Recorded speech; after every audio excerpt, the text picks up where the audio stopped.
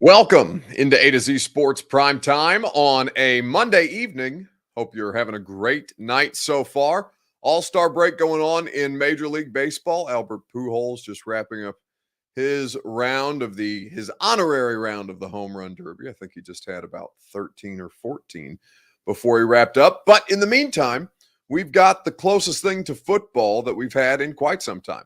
We got SEC Media Days, and with everything that's going on in the world of college athletics right now, you know that there's going to be a lot of content and conversation to come out of Media Days this week in Atlanta. Now, 3 teams spoke today or gave their media availabilities today, as well as the opening statements from Commissioner Greg Sankey on a lot of things happening in the world of college sports. So you're going to hear from Lane Kiffin, you're going to hear from Brian Kelly, you're going to hear from Greg Sankey. We're going to talk about the most compelling storylines in the SEC tonight. Before we get rolling, need you guys to share this show on Facebook, YouTube, on Twitter, and on Twitch. If you are hanging out on Facebook, you can share now to public. That's how you get involved there. That's in the bottom left-hand corner of your screen. As a matter of fact, producer Reed, I haven't seen the Facebook notification, so I think Facebook may be slightly delayed. But either way, we'll get to Facebook later on. If you're on Twitter, retweet the show. That's in the bottom right-hand corner of your screen. And if you're on YouTube or on Twitch, please subscribe to the channel. And we would love to have you like the video as well, if you would be kind enough to do so. A lot of fun stuff to come out of Media Days, a lot more to go down over the next couple of days, and I'm looking forward to talking about it with you tonight. So let's go ahead and start the show. Welcome into A to Z Sports Prime Time on a Monday. I'm your host, Buck Rising. If you're new to the show, and I'm proud as always to be presented to you by our friends at Two Rivers Ford. Two Rivers Ford is the place that you go for the best in the business, for the best possible car buying experience. Two Rivers Ford in Mount Juliet or online at tworiversford.com. The Ashton Real Estate Group of RE/MAX Advantage, GaryAshton.com, is where you go for satisfaction guaranteed on all of your HVAC needs. Gary Ashton has the best intel for you to succeed with the Ashton Real Estate Group of RE/MAX Advantage at GaryAshton.com. So, I'm not sure why the Facebook, Jeff Rubel says, I'm here because of YouTube notifications. Yeah, I don't know why the Facebook notification didn't go out tonight, but, that just means we need Jeff and whomever else is on Facebook right now without the notification to share the show. But it's fine. We're going to have a good show either way. So SEC Media Days taking place, and a lot of different things that I was interested to hear from Greg Sankey on. A really fascinating college football season that's ahead, especially in the SEC, because it may be the most competitive version of the SEC that we have seen. Now, when I say competitive, what do I mean? Because obviously, Alabama and Georgia have the best opportunity to be able to win the conference. We know this. This is a 2-team race. But beyond that, I think that the competition both in the West and in the East is as competitive as it's ever been. You have some teams that should be able to push for second and third in the SEC West, for example. Arkansas seems to be one of those teams. Texas A&M is going to have their role to play. Kentucky and Tennessee in the East probably make the most sense as the second and third teams there. But really, with a lot of different styles and programs in different places, this seems like, I think, the best version of the haves and have-nots that the SEC has had in quite some time. So I want to ask you guys this on Facebook, YouTube, Twitter, and Twitch in the comment section. If you would be so inclined to get involved, let me know how you feel about the circumstance with the SEC at this time of year. What do you find to be the most compelling storyline in the SEC this year? You let us know in the comment section, and we will talk about it together. The most compelling storyline in the SEC. It's your Two Rivers Ford take. It is made possible by Two Rivers Ford each and every night, of which we are very grateful. So what do you find to be the most compelling storyline? Because I have a few that come to mind when I think about this conference. But first, I want you to watch this clip of Greg Sankey talking about the SEC itself. But in this environment, I'm proud to say, in my view, and I think in the view of our entire membership, the Southeastern Conference is stronger now than at any other time in our history. We're poised to grow to 16 members on July 1st, 2025. This expansion keeps the SEC in contiguous states, which supports a reasonable geography among like-minded universities and keeps us confident that fan interest will continue to grow in our communities, in our region, in this country, and literally across the globe.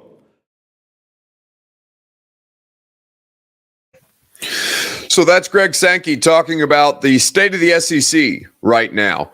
And looking at this, he's very correct in his assessment.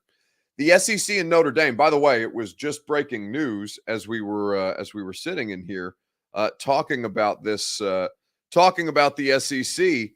And in the middle of this, ESPN has just broken the story that, and let me pull up the notification, the Big 12 and the Pac-12 won't partner as talks officially end. That's according to Pete Thamel about 6 minutes ago. So what that speaks to is the position that the SEC is in, right? They and Notre Dame are in the best position of leverage. They are going to be able to dictate their terms. Now, their current media rights deal, or the new version, the next version of their media rights deal, will begin in 2024 when they absorb the CBS SEC conference rights. And so for ESPN, that will include Texas and Oklahoma when that comes to bear in 2025. And by the way, which seems to be on track. So what's the most compelling storyline besides conference realignment? Mark Jones says Hendon Hooker and Cedric Tillman, top returning duo of wide receiver and quarterback in the SEC. Second year under Heupel, fast-paced offense. The sky is the limit for this team. Well, no, second place in the SEC East is the limit for this team because Georgia still exists. But I do think they get, we talked about this on air today. I think if Tennessee has, an average scoring defense, I think that Tennessee can absolutely give Georgia a run for their money. They should still be Georgia. The Bulldogs should still be the clear and obvious favorite in the SEC East, bar none, right? And Alabama should probably be favored over Georgia in the conference as a whole. But I think for the purposes of Tennessee, I think Tennessee is a fascinating just kind of case study this year to see how much further they can improve, and really the defense being the biggest question there. So what is the most interesting storyline in the SEC this year? Jeff Rubel, not going SEC, but bringing up a report from earlier that Notre Dame wants $75 million a year from NBC on a new media deal to keep them independent into the foreseeable future. I think with Peacock, they'll probably do it, Jeff. I think that Notre Dame is negotiating from the position of strength here. I really do. Now, $75 million a year. What the Big Ten, the reported Big Ten deal is $100 million a year for each of the member institutions with $1 billion media rights deal from Fox.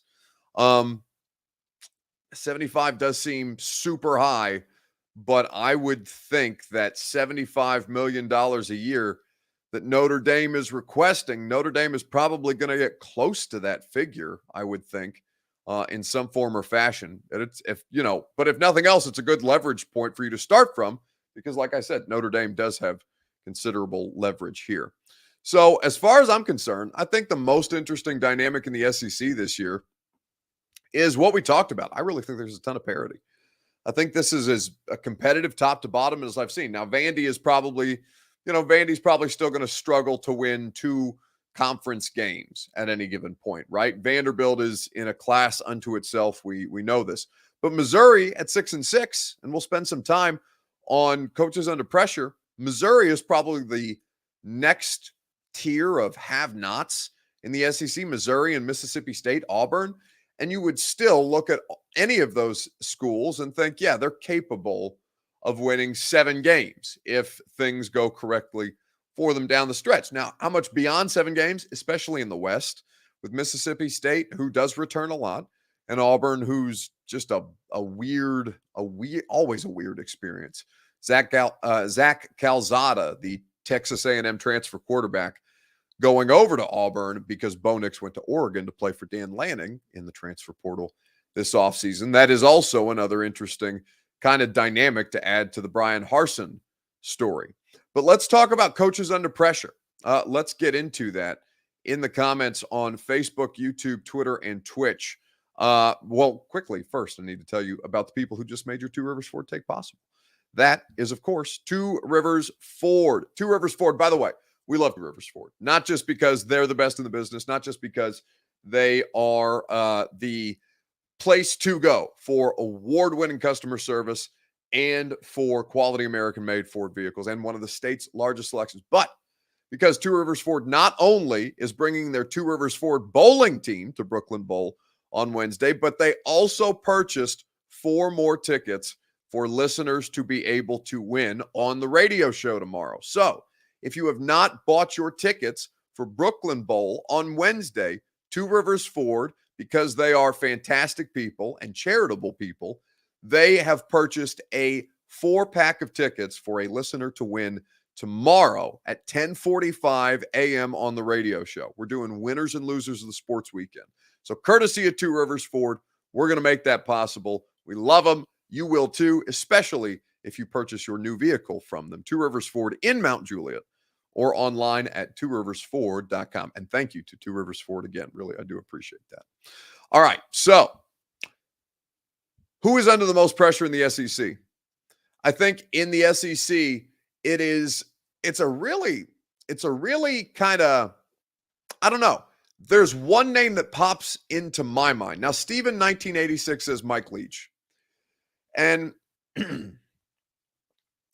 I think that Mike Leach has the potential to flame out very quickly in a league like the SEC. Now, he is, by the way, he's going to be on the podium tomorrow. We're carrying his press conference during the radio show because he's going to say something interesting about all this conference realignment. I can't wait to hear how he goes about conducting his press conference then. But with Mike Leach, he does seem like he is going to be able to cause some problems. Like, it does typically take him a couple of years to kind of catch his stride. Now, what ends up being the ceiling at Mississippi State with Mike Leach, I have no earthly idea what the appropriate assessment should be for them. All I know is that they do return a fair amount, and for a system like Leach's, continuity is what you would prefer. So I would say you're probably right. I think that if Josh Heupel, if something goes awry the way it did for Jeremy Pruitt, I think the pressure could be turned up on Josh Heupel very, very quickly. Jeff Rubel brings up Brian Harsin, who, of course, already seems like he is under fire from Auburn boosters and message boards that seem to want him out. But looking at this specifically, Missouri and Eli Drinkwitz are the names that popped into my head because I think that in the couple of years that he has been there, they have recruited at a higher level than Missouri typically does, but the success on the field hasn't been prevalent. As far as the University of Missouri, man, I'm so excited about entering year 3 at the University of Missouri. Although we've had changes in both staff and players, there is a continuity to our program. There's a foundation to the program that we have and instilled. This is how we do it around here. There's an understanding of what it's going to take to have and train with an elite edge with Coach Russell. There's an understanding of what we expect on the offense and defensive side of the ball. There's an understanding of what it's going to be like to excel in our academics and what are our requirements. We've added 19 transfers to our program to balance our roster from people that have left, but also to increase the competition. We signed the highest ranked recruiting class in school history for the last 2 seasons, and we looked for that increased talent to increase the style of play that we're going to have. So he's correct about the recruiting. Like, he's clearly up there citing his his accomplishments as opposed to his failures. But Missouri does have decent athletic tradition. That hasn't been prevalent. I mean, they were just playing. They were just playing for. I can't remember if they played in the SEC title game like within the last 10 years. I want to say that they had won the SEC East, or at least were pushing for the SEC East while I was in college, because they were a ranked football team. Indiana played them. I can't remember at what point, but Indiana did play Missouri while I was in college. It was a win for Indiana, and in a way that was shocking to me. I had no idea that Missouri was ranked. So it's been they have had success in the SEC. Now, that was under a different coaching regime, and I think it was Gary Pinkel was the coach at the time. This is stretching my college years memory further than I have in quite some time. But anyway, I think that Missouri does have standards, even if they have been one of the more underperforming programs in the East in recent memory. 2013, Steven says, in 1986. Did they win the SEC East? Is that what happened, Steven? Maybe Reed could provide some context there, because I do remember them having a successful year in college football and looking around and being like, oh, okay, how about Missouri? And it's not like Missouri's ever been like awful that I can remember. I think they've always had reasonably competitive football teams. But anyway, I don't want to get caught up in, we can talk about Missouri another day. I think Eli Drinkwitz is under pressure, though, in the SEC this year. I think he's Brian Harsin is probably Brian Harsin's probably under more, if I'm being honest, if I'm reconsidering this, just because there are so many strange things that go on at Auburn, and their boosters meddle horrendously. Bryce Erickson says, I was waiting for the notification from Facebook. I didn't get one. Was wondering why the live was so. Yeah, I don't know what happened with Facebook tonight. Apparently, the notifications did not go out on Facebook tonight. But those of you who sought us out, we appreciate you doing so anyway. But it's fine. You can watch on YouTube. You can watch on Twitch. We got people there as well. So in just kind of putting a bow on this, Brian Harsin is probably under the most pressure in the West. I would say in the East, you would have to look at Missouri being the primary example of a regime that may be in flux. All right, so let's wrap things up. Let's go over what Lane Kiffin and Brian Kelly had to say. Brian Kelly's first media days of any kind in 12 years. Last time Brian Kelly did any kind of a media day, because of course Notre Dame is independent, he was the coach of the Cincinnati Bearcats when they were still in the Big East. That has been, I think, 2 conferences ago, because they were most recently in the American, and now Cincinnati is going to play in the Big 12. But anyway, Lane Kiffin and Brian Kelly, as well as Eli Drinkwitz, spoke to the media today. The question that we have for you this evening is, who had a better performance at SEC Media Days, Lane Kiffin or Brian Kelly? Now, if you did not see these comments, I'm going to play clips from both of their pressers, because we had Brian Kelly on the radio show, but I did not get to see the full press conference with Lane Kiffin, although I'm sure he did great. Who had the better performance at SEC Media Days? Let me know in the comments on Facebook, on YouTube, on Twitter, and on Twitch. We will talk about it together right after I remind you about our friends at the Ashton Real Estate Group of RE/MAX Advantage. GaryAshton.com. That's where you go for your dream address without the stress.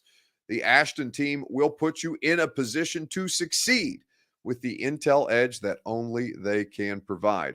Gary Ashton has the intel to help you sell your current home and then find your new one, even in a red-hot Nashville real estate market. They have the intel to help you win the buyer battle and to cash in on your home equity right now. The Ashton team is the best for a reason. They're the official real estate agent of the Nashville Predators. of A to Z Sports Primetime and of my radio show because they go above and beyond. I trust the Ashton team. You should too at GaryAshton.com. So, who had a better performance today at SEC Media Days? Derek Carr says he's just happy to see football back. And I think that's reasonable. So, both were asked a variety of different questions. And I thought Brian Kelly, specifically on NIL and LSU's ability to compete when it came to finances, I thought this was the most interesting thing that I heard from Brian Kelly today. It's been kind of documented, maybe LSU or the collective of NIL of LSU doesn't have as much funds as other schools. How do you overcome that? And have you run into a situation yet where maybe you were outbid for a player? And how do you overcome that? First of all, I don't know that we don't have as many funds. Nobody has given me, any kind of documentation that we're behind. I feel very comfortable, quite honestly, as I stand here, talking to you, that, what we're doing relative to NIL is as competitive as anybody else. I don't feel like we're being outbid by anybody. I don't think that's the place of NIL anyway. So if we were being outbid, then we're going to be outbid if we have $50 million in our collective. So I don't feel hamstrung by that. I want to continue to educate with NIL. I want to be able to use the resources wisely to help promote name, image, and likeness, and have that available for our student athletes when the time comes. So Brian Kelly doesn't think they're going to get outbid at LSU when it comes to NIL deals. And, the reality of the situation, he's probably right. LSU has one of the most successful athletic departments in the country. They have a booster and donor base that is crazy. They pay a lot of money for the best coaches humanly possible, and they fight to keep them. In the cases of Will Wade, who was under a lot of fire for a lot of different reasons in the basketball program, they bring in people who are controversial. Kim Mulkey at Baylor is somebody who is regarded, during COVID, was regarded as a bit of a I don't even know how to describe it. She just didn't seem to understand everything that was going on or didn't care, which is a different conversation entirely. But they will pay for the best. Kim Mulkey, by far and away, one of the best and most successful college basketball coaches. Brian Kelly, certainly in that same class, right? That's big money coach with proven resume, college football playoff appearances, national championship game appearance. Like Brian Kelly is a proven commodity. And so now Brian Kelly gets the opportunity to compete at LSU with athletes that have zero academic restrictions coming into his program. And so we'll see whether Brian Kelly is as good a coach as we have given him credit for in years past, with talent that I think has been consistently inferior to the competitors at the highest levels of the sport. And listen, academic requirements at Notre Dame or Vanderbilt or Stanford, all those things matter. Be curious to see how much it affects the academic schools who are competitive in athletics when it comes to things like the transfer portal, however, because that's going to complicate some things, I would think.